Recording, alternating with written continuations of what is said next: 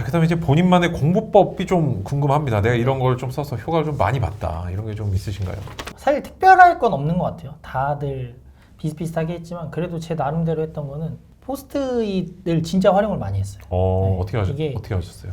그 세법 회계나 세법이 되게 숫자가 많잖아요. 단순 네, 암기 네. 세율이나 네. 공지 되느냐 안 되느냐.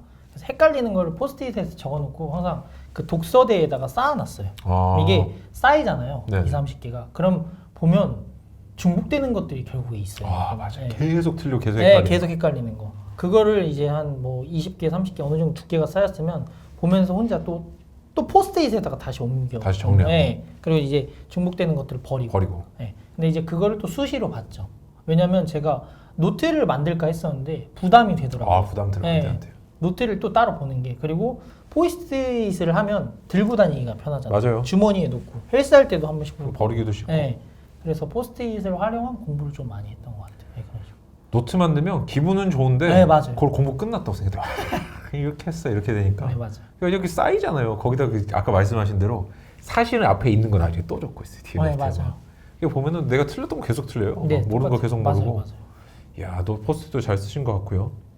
이건 언제 정도 시기부터 만드셨는지 좀 궁금하거든요. 공부 예를 들어서 내가 뭐 기본 강의 들을 때 만들 수도 있을 거고, 네. 아니 문제 풀다 만들 수도 있을 거고, 아니면 내가 어느 정도 마무리 단계에서 만들 수도 있을 것 같은데 네. 언제쯤 만드셨어요? 그 1차 이론 강의 들을 때는 잘 안 썼던 것 같고 그 1차 시험 객관식 강의 문제풀이 강의할 때 이제 문제를 풀려면 어쨌든 이론을 알아야 되잖아요. 네. 그러니까 틀린 문제들도 생기고 네. 그러면 이제 그때 헷갈리는 부분들을 좀 많이 그 이후부터 이제 2차까지 계속 했었죠. 아웃풋 하시면서 이제 그때부터. 네, 네. 그때부터 했던 것 같아요. 2차야 사실상 내가 인풋하고 아웃풋이 막 많이 혼재가 좀 돼 있어요. 네, 맞아요. 혼재가 돼 있고 실제 또 수험 기간이 이제 2차를 또 준비를 오래 하셔가지고 네. 아마 또 더 효과를 보셨을 것 같은데 또 복습법도 좀 효과를 굉장히 많이 보셨다 이렇게 네, 얘기하셨었는데 맞아요. 그 변호사님이 제가 변호사님 뭐 구조화 독서법이나 사실 이런 걸 볼 제 나름대로는 여유가 없다고 생각해서 네. 그냥 이제 뭐 동기부여나 그런 간단한 영상들을 많이 봤었는데 제목이 뇌에 각인된 복습법? 10분 복습법. 네. 네. 그걸 봤는데 되게 좋은 것 같은 거예요. 그래서 항상 공부가 끝나고 나서 네. 그 예를 들면 강의 한 개를 봤으면 한 5분, 10분 정도 빠르게 그걸 보고 맞아요. 또 그리고 점심 먹고 와서 공부 진행하기 전에 5분, 10분 정도 또 오전에 공부했던 거 최대한 빠르게 아니면 그 포스트잇이라도 보고 왜 그런 식으로 수시로 복습을 많이 했던 것 같아요. 따로 복습 시간을 막 2시간씩 잡아서 한 게 아니라 수시로 복습을 했고 그리고 저는 아직도 기억나는 게 그 이제 1년차 때 열정이 엄청 넘쳤을 때 항상 자기 전에 오늘 공부했던 걸 한번 그냥 다 떠올리는 건 말이 안 되고 이제 그냥 뜨문뜨문 떠올리는 내용들을 한 번씩 이건 이거였지 이런 식으로 대충이라도 했고 그리고 공부 끝날 때 항상 30분을 남겨뒀어요. 30분 남겨두고 오늘 했던 거를 최대한 빠르게 그냥 보는 거예요. 그 여기서 나왔던 게 이게 백지복습법이라고 있는데 전 그 변호사님께서 말씀하신 대로 그건 안 되겠더라고요. 아니 그거는 절대 안 돼요. 근데 제가 동기 변호사 물어봤는데 된다 해서 네. 아무도 없어요. 그거 어떻게 네. 그거 하루 내가 공부한 어떻게 다 써요? 네. 그거 말도 안 돼. 그래서 이제 최대한 똑같이 키워드 중심으로 많이 떠올리는 연습을 수시로 했던 것 같아요. 그 10분 복습을 좀 응용을 해가지고. 네. 천재분들은 가능할지 모르지만 일반 사람들은 안 됩니다. 그러니까, 백지복습. 저는 불가능해요. 제가 아는 분들도 불가능하고.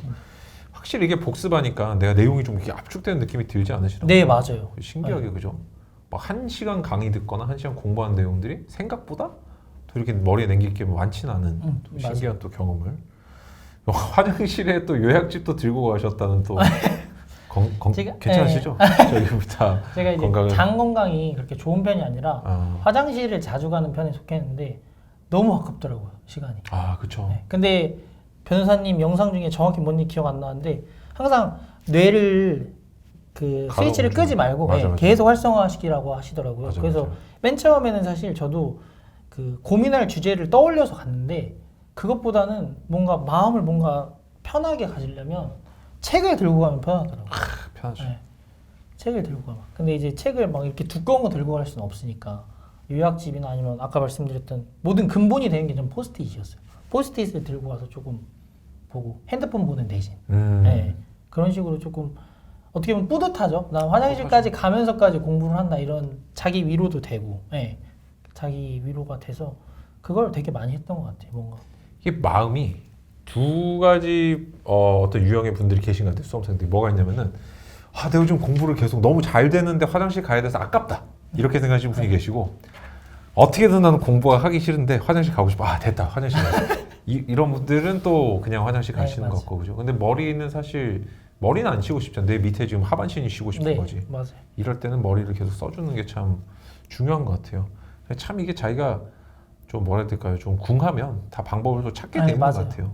그래서 화장실 요약집은 근데 좀 이렇게 스스로 만드신 거예요? 아니면은 뭐 이렇게 그 아까 말씀드렸던 사실 요약집이라고 표현을 해서 그렇지 포스트잇을 많이 들고 주로 왔어요. 포스트잇을 주로 들고 맞아요, 가시고. 맞아요. 알겠습니다. 저도 굉장히 좀 인상적이었던 게 4488 네. 뭐 이런 공부법을 또 네. 쓰셨다고 1차 때 그게 뭔지 혹시 소개 좀 가능한가요? 사실 그 세무사 1차 합격 전략 중에 네. 4488 전략이라는 게 있는데 네. 회계랑 그 선택 과목이 1차 세무사 1차 과목이 4가지거든요. 네. 그 회계, 세법, 재정학, 그다음에 나머지 3개 선택하는 건데 선택법. 네. 근데 회계하고 세법은 양이 워낙 많고 네. 되게 고득점하기가 힘들어요. 네. 근데 아무래도 1차가 절대평가다 보니까 거기서 조금 낮은 점수를 맞더라도 그 재정학이랑 네. 그 선택법에서 고득점을 맞아가지고 음. 평균 60점을 넘기는 거거든요. 하나도 꽈락 없이. 네. 그래서 이제 사사가 회계랑 세법 40점, 그다음에 재정학이랑 선택법이 80점, 80점 맞아서 평균 60점을 맞추는 전략이에요. 그게 이제 단기 합격할 수 있는 사실 현실적인 방법이었죠. 이 공부를 잘 모르시는 또 네. 전략 같은 게 좀 부재하시는 네. 분들은 열심히 해서 점수 잘 받았어. 네, 60점 맞아요. 넘겠다 이렇게 네, 생각을 맞아요, 하다가 맞아요. 근데 회계 가서 이제 약간 적성이 아닌가? 그러다가 이제 재무까지 가면 이제 이 시험은 좀 많이 어렵다라고 해서 네, 좌절하시고 맞아요. 갑자기 이제 저도 이제 뭐 이제 지도를 오래 해왔으니까 근데 거기서 좌절을 많이 받으시는데 많이 얻으시는데 네. 생각보다 그거를 막 잘 칠 필요는 없는 거네요. 1차를 합격하기만 하면 되니까. 그렇죠, 맞죠. 근데 이제 제가 말씀드리고 싶은 게 이 수험생 커뮤니티를 가면 4488 전략이 안 좋다고 얘기를 해요. 네. 장수생으로 이루어진 지름길이다. 왜냐면 어. 그 재정학이랑 선택법은 2차 2차에도 과목으로 있으니까, 네. 2차에 이어지진 않거든요. 예. 근데 이제 회계랑 세법은 재정 선택이란다. 예, 거꾸로. 예. 회계랑 세법은 2차 2차 과목으로 이어지니까 예. 거기서 기초를 안 쌓고 그 1차만 합격한다고 합격하겠어? 이런 식의 부정적인 되게 접근이 많아요. 네. 근데 저는 거꾸로 어쨌든 1차를 빨리 붙을수록 2차를 준비할 다음 연도 2차도 또 준비할 수 있으니까 그래서 저는 그 전략을 선택했었어요. 4488 전략. 이게 참 관점이 좀 다르고 그리고 이게 맞아요. 사람마다 좀 맞아요. 그런 게 있잖아요. 이렇게 내가 뭐를 얘기하면은 뭐든지 다 논거가 있어요. 안 되는데도 논거가 있고 되는 방법에도 논거가 있어가지고 사실 결과가 좀 모든 게 좋다. 네, 맞아요. 그죠? 이게 뭐 제가 충분히 이해는 되거든요. 1, 2차 이제 공통된 과목은 그 이해가 깊어지면 당연히 1차 점수가 잘 나오겠지만 6개월 남은 사람한테 무슨 4개월 준비할 수 있는 사람한테 지금부터 그럼 2차까지 생각해서 네, 맞아요. 이거 심도 있게 하라는 건 사실상 올해 떨어지면 내년에 멘탈이 더 박살나는 네, 그거예요. 그럴 수 있잖아요. 저는 그것 때문에 그래서 이런 전략을 또 쓰는 게 맞는 것 같기도 하고 이런 것도 궁금한 게 우리 세무사님이 만약에 내가 옛날로 돌아갔는데 전업 수험생이고 1년 정도 남았다. 그러면은 그때는 4488 쓰실 건가 아니면 좀 다른 방법을 쓰실 것 같아요?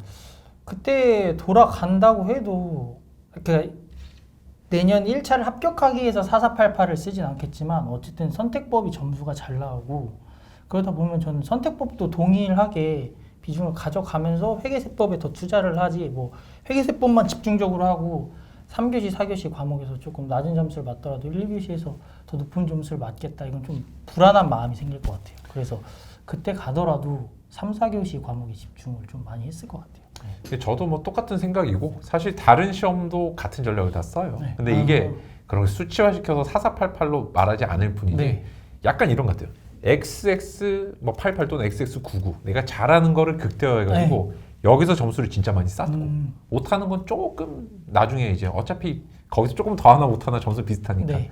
이런 전략을 세우는 것 같은데 근데 한편으로 이런 이제 원리를 모르시는 분들은 뭐 그냥 4488 좋다 안 좋다 해서 네, 맞아요. 이 공법 자체를 아예 그냥 부정해요. 부정해버리는 경우들도 네, 많은데 그건 좀 잘못된 생각도 좀 많이 듭니다.